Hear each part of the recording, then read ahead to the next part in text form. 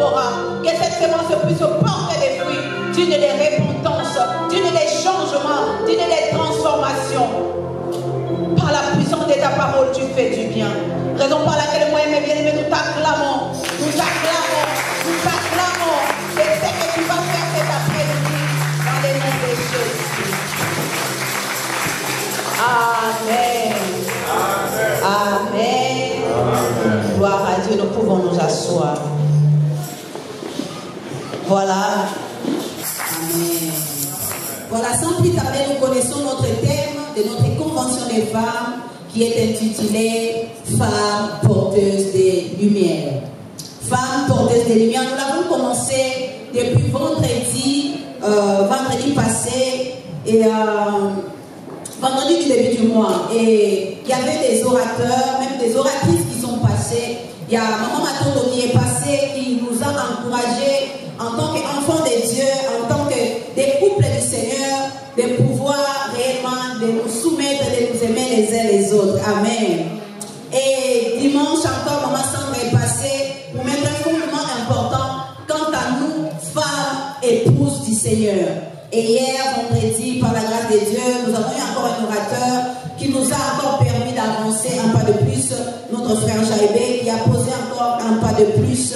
Comme papa dit toujours, nous ne prêchons pas pour la compétition, mais pour la complémentarité. Amen. Chacun de nous vient porter en pierre à l'édifice, afin de faire grandir notre connaissance de Dieu ou notre connaissance de la parole de Dieu. Et cet après-midi, ce n'est pas une exception non plus. Nous sommes là juste pour ajouter un plus par rapport à ce que le Seigneur a mis dans mon cœur. Alors, femme porteuse de lumière. Les orateurs ont défini qu'est-ce que la femme. On nous a distingué bien la femme en tant qu'une personne de sexe féminin ou la femme en tant qu'épouse pour l'église du Seigneur. Et là, par là, nous comprenons que lorsque nous parlons de la femme, toi, papa qui es dans cet endroit, tu ne te vois pas en paille, mais bien sûr, tu comprends que tu es l'épouse du Seigneur. Amen. Voilà, donc ces messages ne concernent pas que la femme, mais concernent tout le monde parce que cela concerne aussi l'église. Voilà, donc la femme porteuse de lumière, lorsqu'on porte la lumière, on a de certaines qualités. Lorsqu'on porte la lumière, on a de certaines capacités que le Seigneur nous donne afin de réellement être cette femme porteuse de lumière. Alors allons rapidement dans la parole de Dieu. Comme nous l'avons dit, c'est la parole de Dieu qui nous éclaire. C'est une lampe à nos pieds. Amen. Pour être cette femme porteuse de lumière, nous avons besoin de la parole. C'est parce que la parole, c'est lui qui est la lumière. Amen. Alors ouvrons nos Bibles. Avec la lumière, je n'arrive pas à voir les textes.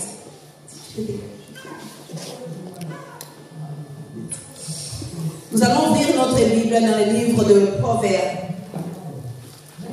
Si nous pouvons nous lever pour honorer la parole. Proverbe 14, premier verset.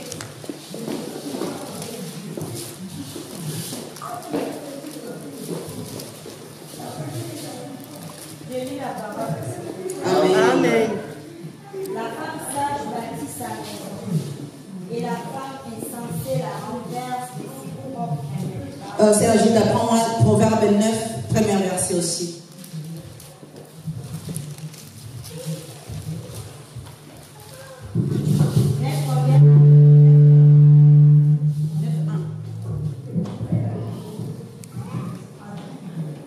La sagesse a bâti sa maison, elle a taillé ses 7 colonnes. Parole du Seigneur. Amen. Est-ce que nous pouvons acclamer la parole du Seigneur? Acclame la parole du Seigneur. Ah, gloire à Dieu. Voilà. Nous commençons par introduire ce thème merveilleux que nous parlons aujourd'hui, en parlant de la femme sage. Je sais que les mamans, nous aimons cela, nous aimons ce verset, nous aimons lorsqu'on nous parle de cela. Mais j'aimerais cet après-midi, par la grâce de Dieu, nous attirer une fois de plus l'attention sur quelque chose d'important. Lorsque nous parlons des femmes porteuses de lumière, nous voyons une femme qui a des qualités ou des capacités pour pouvoir réellement porter cette lumière. Et parmi les qualités ou les capacités à porter la lumière, cette femme ne doit pas être n'importe quelle femme, mais cette femme doit être une femme sage. Et là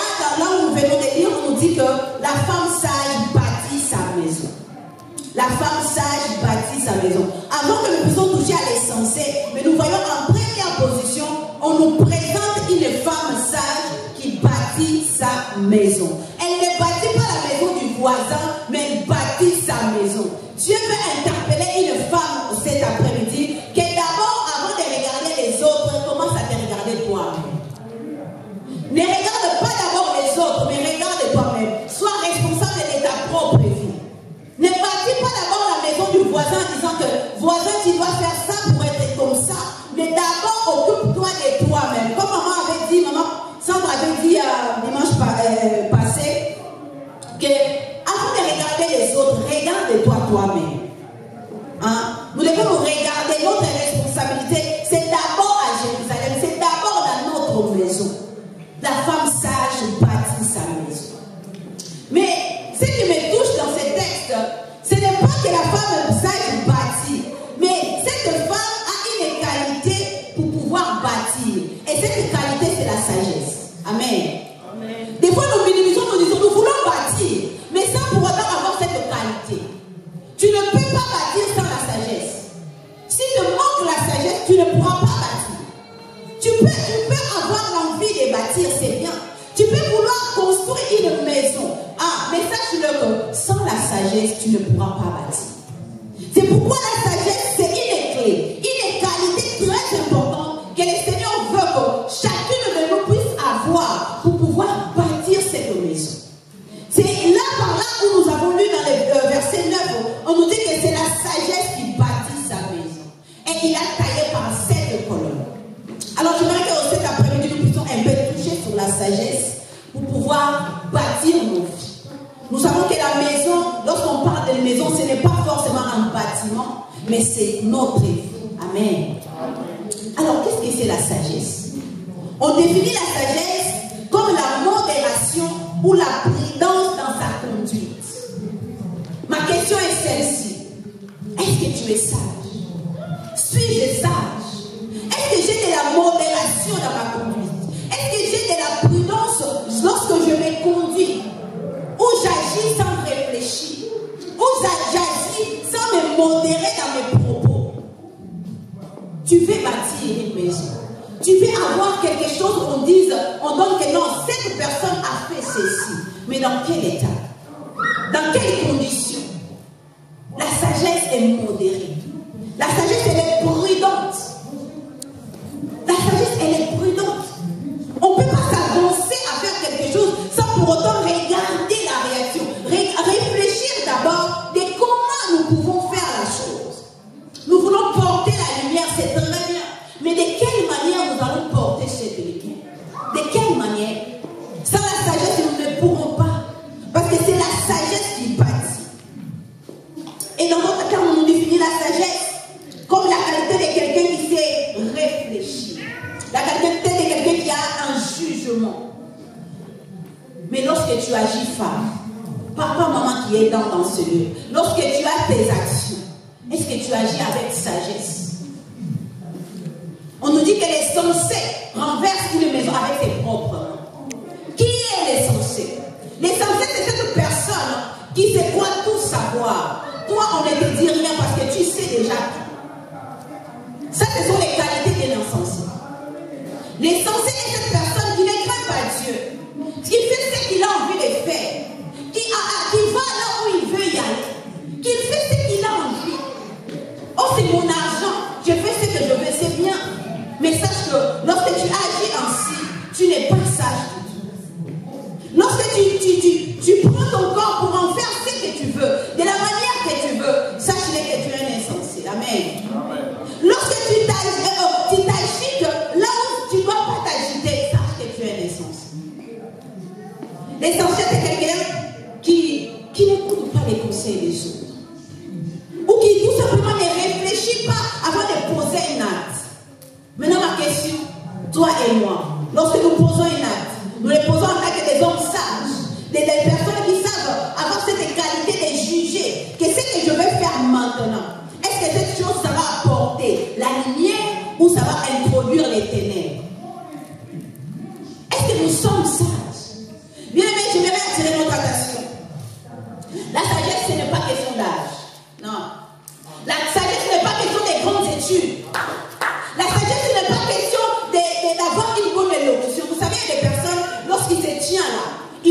bouche, vous tous vous dites, waouh. Il parle avec éloquence. Il parle très bien. Mais ce n'est pas ça la sagesse. Quelqu'un peut balbutier lorsqu'il parle. Quelqu'un peut, dans son français, mettre des là, changer des articles. Mais c'est quelqu'un lorsqu'il parle, il parle avec sagesse. La sagesse, c'est comme dans le livre de Job. Lorsque Job a connu cet événement triste, et que ses amis sont venus tout autour de lui. Ses amis ont commencé à les conseiller. Il y avait au milieu d'un jeune homme. Il y avait un vieux qui était là au milieu d'eux.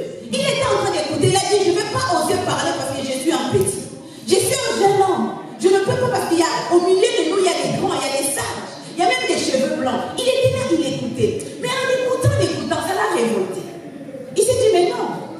Je pensais que j'allais écouter des personnes plus âgées que moi.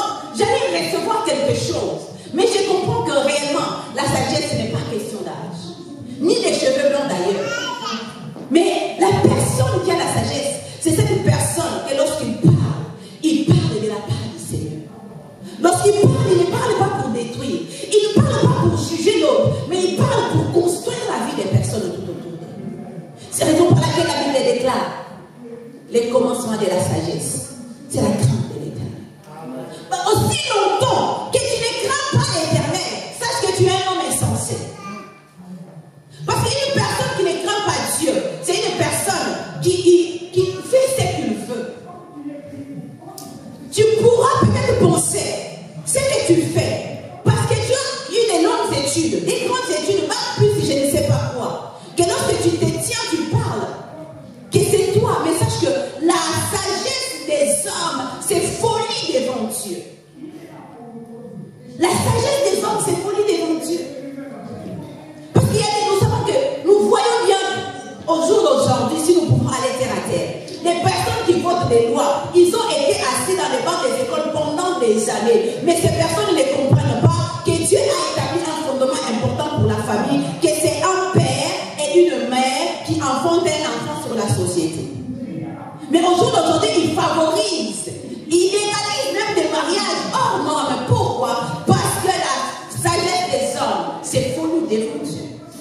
Parce que ces personnes-là ne craignent pas Dieu tout simplement. Mais toi qui m'écoutes cet après-midi, j'ai pris Dieu qui te donne la sagesse comme élu, de comprendre que ce n'est pas l'âge. Tu peux être jeune, mais lorsque tu parles avec sagesse. Ta conduite, tu les diriges ton jugement lorsque tu t'adresses à des personnes. Tu parles avec sagesse. On nous dit la sagesse bâtit. Et lorsque nous voyons que la sagesse bâtit, nous voyons directement la personne de Dieu. Parce que la Bible dit, si l'Éternel ne bâtit la maison, les hommes savent qu'il bâtit la maison, mais tu le bâtis sur quel principe? Sur quel fondement? Comment tu bâtis? Comment tu veux bâtir? Toi qui as des projets de bâtir. Vous savez, lorsqu'un architecte veut construire un édifice grand, qu'est-ce qu'il fait? Cet architecte, il construit des plans. Il s'assoit pour construire des plans. Mais il y a quelquefois, il y a certains domaines qui n'arrivent pas. Pourquoi? Parce que ce n'est pas son domaine d'activité. Ce n'est pas son domaine professionnel. Il a besoin de recours de d'autres personnes pour pouvoir s'associer afin que ces personnes-là puissent l'aider réellement à obtenir l'objectif de ce qu'il veut construire. Et quant à nous, on va se poser la question maintenant. Comment avoir cette sagesse?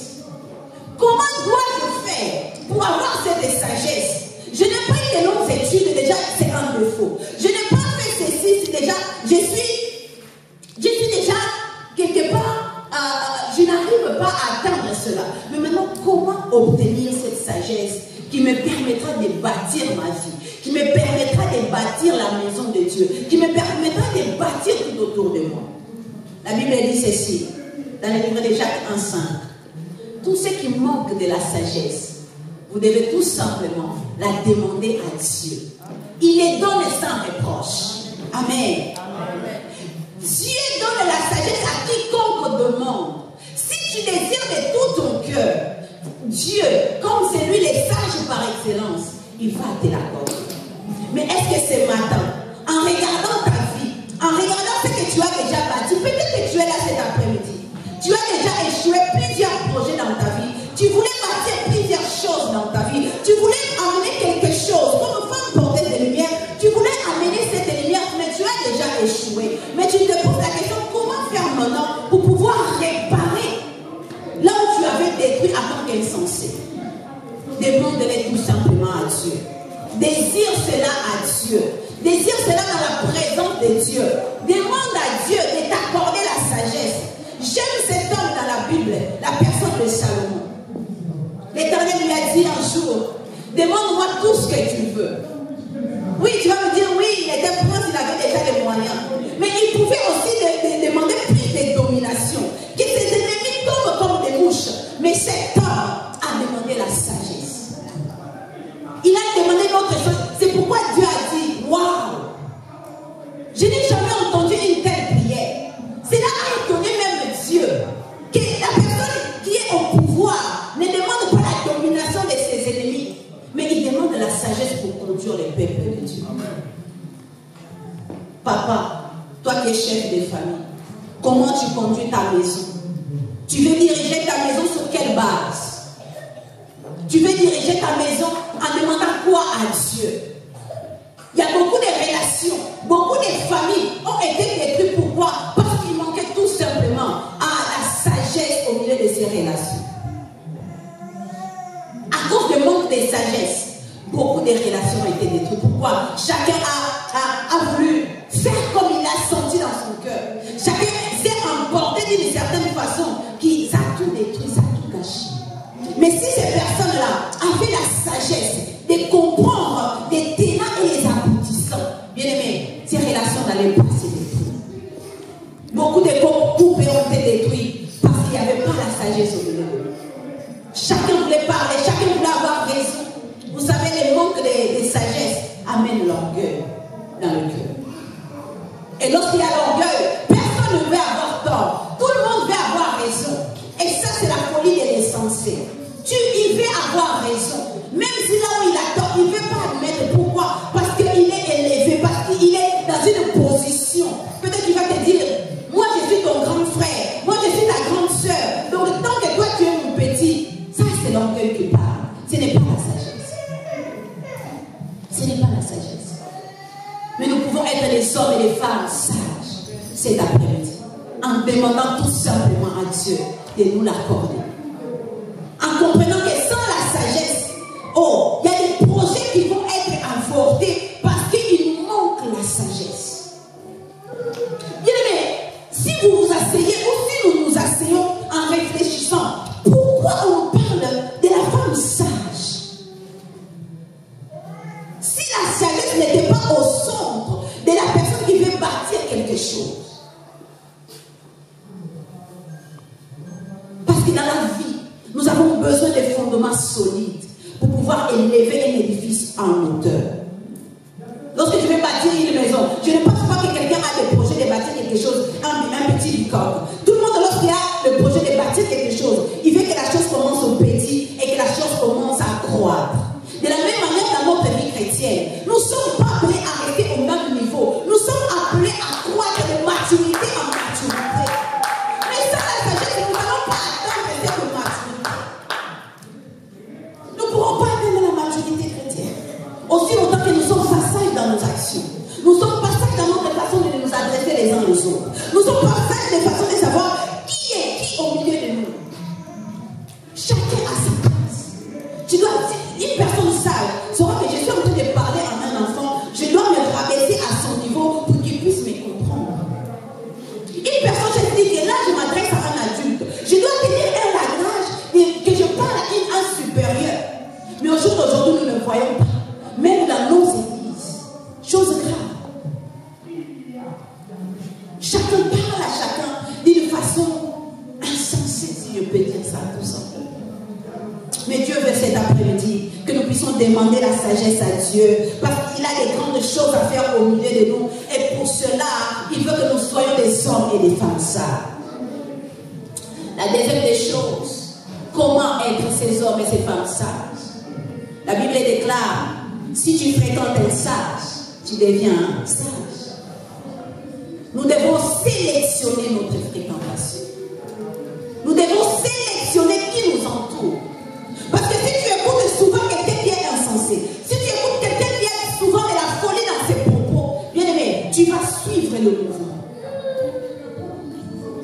J'ai prêché ici un jour en disant que nous sommes la somme des 3 personnes qui nous entourent. Ça veut dire que lorsque j'ai quelque chose, si j'écoute Maman Gilda, si j'écoute Papa Dandy, si j'écoute Frère Jaïdé, et les 3 là, si je l'écoute souvent, cette personne influence ma vie.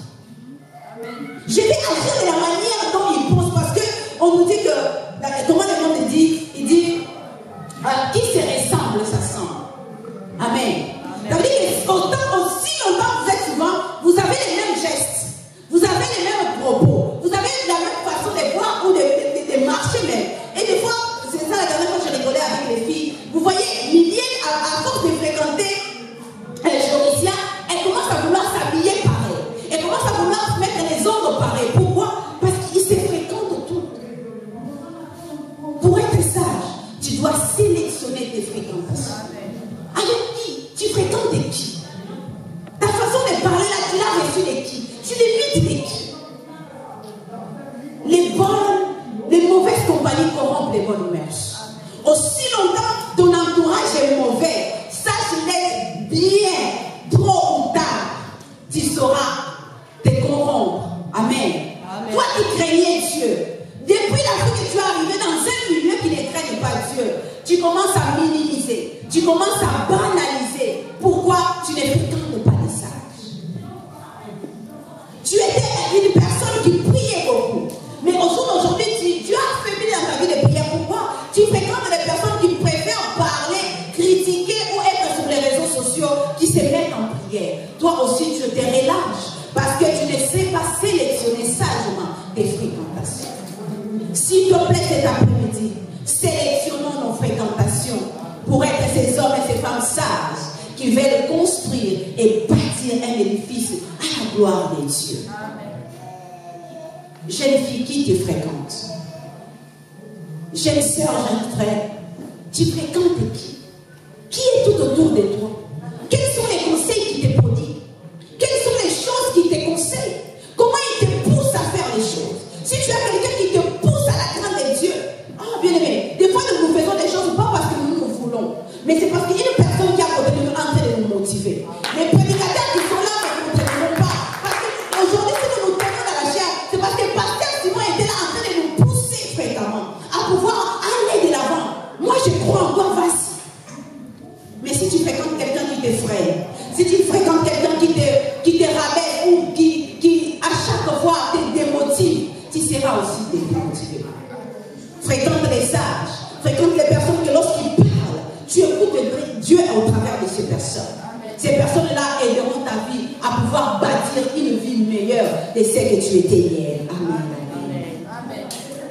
La troisième des choses, quant à moi, je dirais que c'est la plus importante des choses. Pour devenir sage, il n'y a pas mieux que la parole de Dieu. Il n'y a pas mieux que la parole de Dieu. Parce que c'est la parole de Dieu qui nous donne l'intelligence. Il ouvre notre entendement. La parole de Dieu, il nous modèle non à la façon des hommes. Parce que j'avais dit, la sagesse des hommes, c'est une folie devant Dieu. Mais Dieu, au travers de sa parole, nous formate à être des hommes et des femmes sages. Mais malheureusement, au jour d'aujourd'hui, dans nos églises, nous avons du mal à méditer la parole de Dieu. Bien aimé, écouter les prédications sur YouTube, c'est bien. Mais il n'y a rien de mieux que méditer la parole de Dieu. Il n'y a rien de mieux que méditer la parole de Dieu. Parce qu'en elle, il y a la sagesse incarnée. Il y a la sagesse.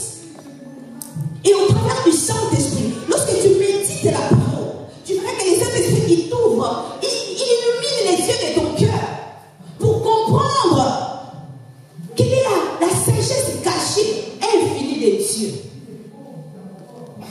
La parole de Dieu. Combien de temps, toi qui veux bâtir ta maison, combien de temps tu prends à méditer la parole de Dieu? Combien de temps tu prends pour pouvoir être instruit dans la parole de Dieu? Combien de temps? Aujourd'hui, nous voyons bien, surtout nous les femmes, nous avons du mal à pouvoir même prendre un temps de lire, de faire une lecture. Je ne dis même pas la méditation, même un livre quelconque. La dernière fois, ça m'a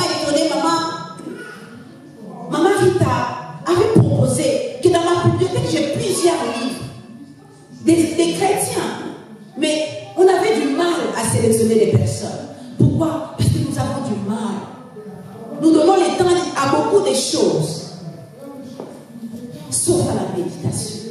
Sauf à vouloir connaître, avoir l'instruction.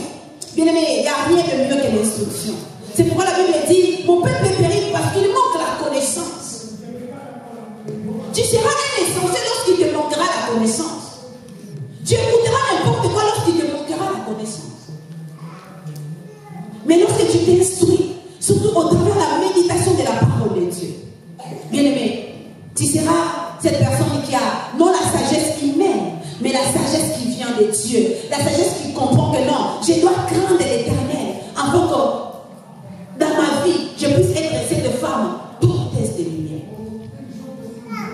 Nous allons prendre nos Bibles dans le livre de Matthieu. Matthieu chapitre 7.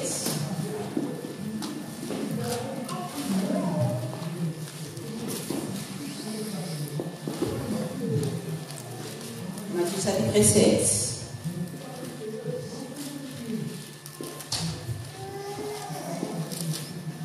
Dans son verset 24.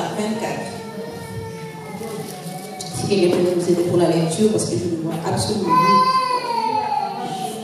Amen. C'est pourquoi quiconque attend ces paroles que j'ai dit de mettre en pratique sera semblable à un homme prudent qui a bâti sa maison sur les rocs. Parole du Seigneur. S'il te plaît, continue un peu plus bas. Jusqu'à 27. Les torrents sont venus. Les vents ont soufflé et se sont jetés contre cette maison. Elle n'est point tombée parce qu'elle était fondée sur les rocs. Mais quiconque attend ces paroles de Jésus et ne les met pas en pratique sera semblable à un homme insensé qui a bâti sa maison sur les sables. La pluie est tombée sur les torrents, sont venus, et les vents ont soufflé et ont bâti cette maison. Elle est tombée et sa ruine a été grande. Est-ce que nous pouvons acclamer la parole du Seigneur? Bien-aimés dans le Seigneur, méditer la parole, c'est très bien. Écouter la parole, c'est très bien. Parce que la parole de Dieu, c'est une lampe à nos pieds, c'est bien. Mais aussi longtemps que cette parole restera dans la Bible, sera restée cachée, sans une révélation particulière que nous devons réellement la mettre en pratique. Au jour d'aujourd'hui, nous écoutons beaucoup, mais malheureusement, nous ne mettons pas en pratique. C'est pourquoi nos vies ne sont pas bâties. C'est pourquoi nous n'arrivons pas à réellement apporter la lumière aux autres. Comment toi-même qui ne pratiques pas la parole, tu feras pratiquer à l'autre la parole que toi-même tu ne pratiques pas? Comment tu veux porter la lumière à quelqu'un aussi longtemps que toi-même ta lumière en toi ne t'éclaire pas toi-même? C'est pourquoi la Bible dit, quiconque entend ce que j'ai dit et le met en pratique. Le problème, ce n'est pas entendre, mais le problème, c'est de mettre en pratique. C'est là où il y a le secret de la réussite. C'est mettre en pratique. Tu peux écouter beaucoup, mais si tu ne mets pas en pratique, c'est comme si on te disait, tu veux réussir, tu veux prospérer dans la vie. Voilà les secrets de la prospérité.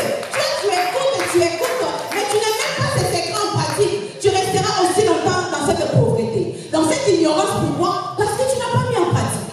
On te dit que pour réussir ton couple, voilà les secrets 1, les secrets 2, les secrets 3. Mais aussi longtemps que tu ne mets pas ces secrets en pratique, ton couple ne réussira pas. Ni ta vie ne réussira. Pourquoi? Parce que tu as la connaissance, mais cette connaissance est stérile. Elle ne produit pas de fruits. Alors que Dieu nous appelle à produire des fruits. Et on produit les fruits en mettant en pratique. On nous dit quiconque entend ce parole que j'ai dit et met en pratique, comment il sera?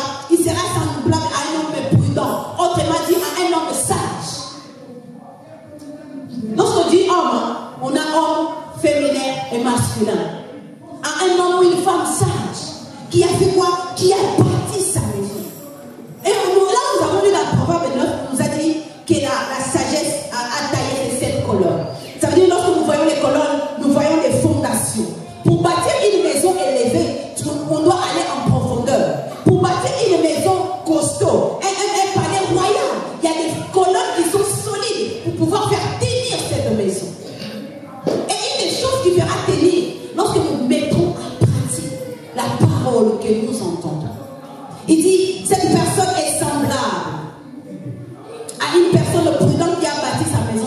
roc. Et le roc, c'est la personne de notre Seigneur Jésus-Christ. Parce que la Bible déclare la pierre qui a été rejetée, elle est devenue la principale des langues. Aussi longtemps que tu ne bâtis pas ta maison sur une fondation solide, sur des matériaux solides, cette maison écroulera. Peu importe la durée. Aujourd'hui, tu verras que ça va bien, mais lorsque les ténèbres arriveront dans ta vie, lorsque les difficultés arriveront, bien aimé, la maison s'écroulera. Parce que ce n'était pas bâti sur des fondements solides. Quel est le fondement que tu bâtis ta maison? Quel est le fondement?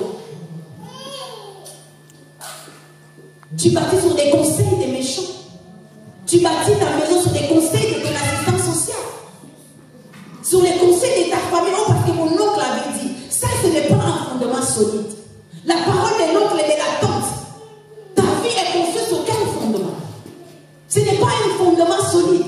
Mais la parole de Dieu, lorsque nous le mettons en pratique, c'est alors là que nous bâtissons prudemment, sagement. C'est alors que la sagesse se met en place pour pouvoir quoi? Bâtir une maison qui, lorsqu'il se lève, qui peu importe la pluie, peu importe les temps, peu importe les circonstances, cette maison tiendra parce qu'elle a été bâtie sur des fondements solides. Mais aussi longtemps que nous écoutons la parole et que nous ne mettons pas en pratique, nous sommes comme des insensés. Comme cette personne qui a bâti sa maison. On nous dit sur les sables, la pluie est venue, elle a emporté la maison.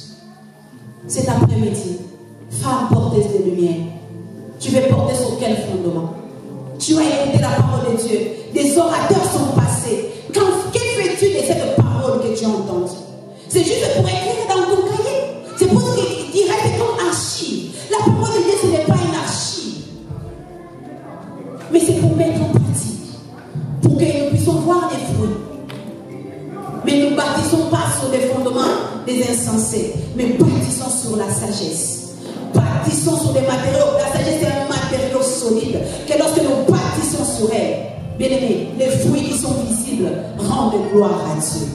Lève-toi là où tu es, s'il te plaît, nous allons prier.